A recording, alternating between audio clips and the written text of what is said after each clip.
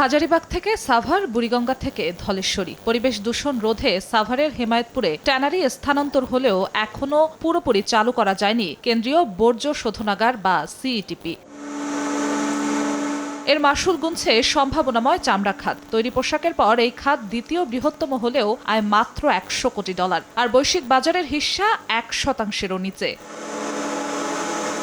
এ অবস্থায় এলডিসি পরবর্তী রফতানি বৈচিত্র্য আনতে চামড়া শিল্পের ওপর গুরুত্ব দেওয়ার কথা উঠে আসে ঢাকা চেম্বারের সেমিনারে। চামড়া শিল্প নগরীর সিইটিপি পুরোপুরি চালু না হওয়াকে চ্যালেঞ্জ হিসেবে তুলে ধরেন শিল্প উপদেষ্টা।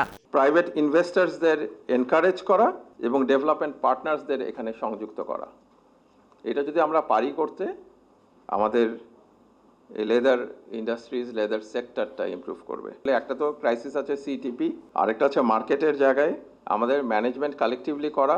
আগামী বছর এলডিসি থেকে উত্তরণের পর ইউরোপের মতো প্রধান রফতানি বাজারে সংকুচিত হবে শুল্কমুক্ত সুবিধা। প্রতিযোগিতাপূর্ণ বাজারে টিকে থাকতে সক্ষমতা বাড়ানোর উপর গুরুত্ব দেন অংশীজনেরা।